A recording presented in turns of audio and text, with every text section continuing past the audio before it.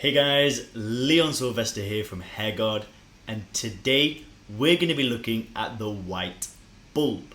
If you are new to the channel, please make sure to hit subscribe down below. We've got tons of information for you all about hair loss, how you can combat hair loss, combat male pattern baldness. We're going to give it you all, so please make sure to hit subscribe. So let's get into the video. Now, while the loss of hair with a white bulb attached can be a normal occurrence, you may have reason to worry if the loss of such hair is excessive. Now, this can be an indicator of telogen effluvium or male pattern baldness, and without treatment it can worsen.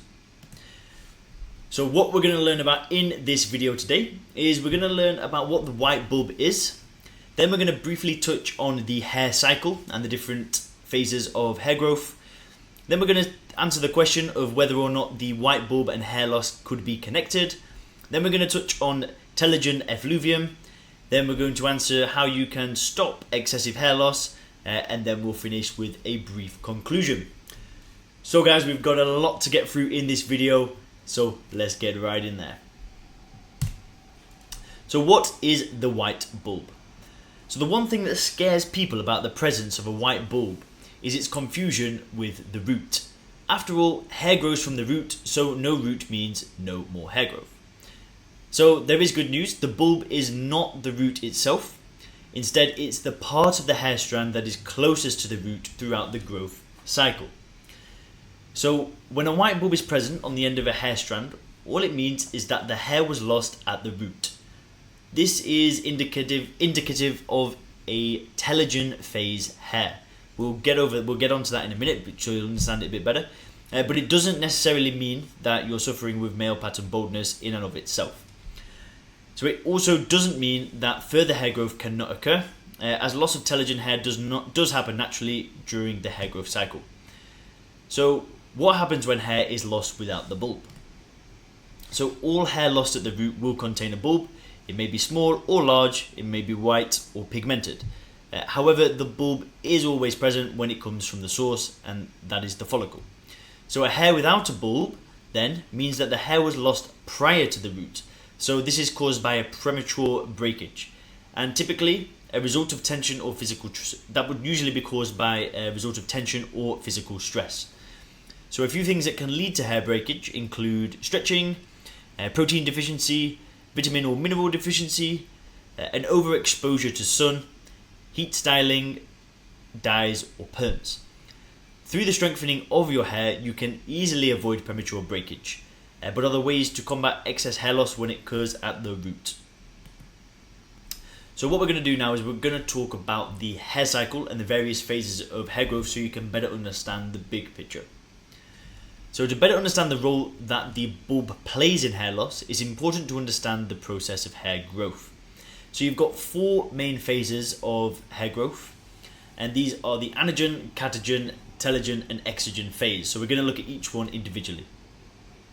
So the anagen phase is basically the phase of active growth, and it lasts anywhere from 2 to 6 years. And it's at this point that there's rapid cell development, and it results in the formation of the lower portion of the hair follicle, which is known as the bulb. Then you've got the catagen phase, which is also known as the transition phase. And this is where active growth ceases and the hair follicle begins to be pushed from the papilla. And this can last from a few days to a few weeks. Then you've got the telogen phase, which is a resting phase, and there's very minimal cell activity taking place at this point. At this point, a new anagen hair is forming underneath the surface, and it will soon push the telogen hair along with the white bulb from its follicle.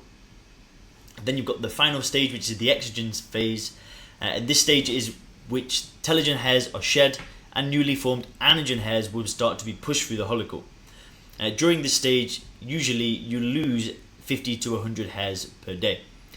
So one thing to keep in mind is that your hairs are at different points in the cycle.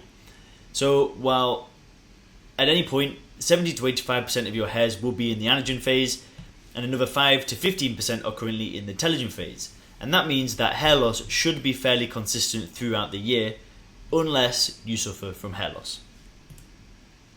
So is that white bulb connected to hair loss? If it's normal for a white bulb to be present on the end of a telogen phase hair shaft Does that mean that hair loss is imminent? Well, we say no. While an increase in hair loss, and therefore hair with white bulbs, is indicative of present and perhaps future hair loss, it doesn't necessarily mean that you're doomed. So if hairs with white bulbs aren't a good indicator of hair loss, then what are some of the signs that you can look out for? One is an excess of shedding. You may see that in a pillow or in a shower drain. You may have a receding hairline, especially near the temples. You may have an itchy or flaky scalp, thin or wispy hair, and of course, another possible indicator of hair loss is a genetic predisposition. Now, just because your male relatives suffer from hair loss doesn't necessarily mean you will. However, what we recommend is it's best to err on the side of caution and pre-treat the condition.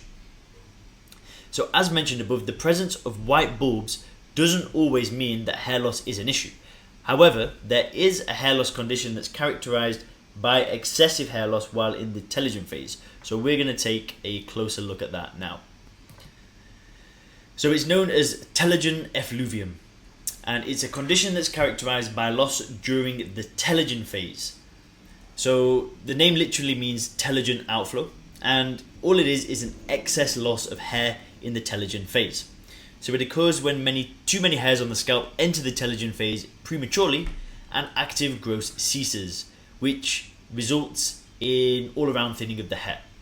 Now, not much is known about telogen effluvium, and this includes why some people are more susceptible than others. However, a few of the known causes include a change in hormones, shock, stress, and diet deficiencies.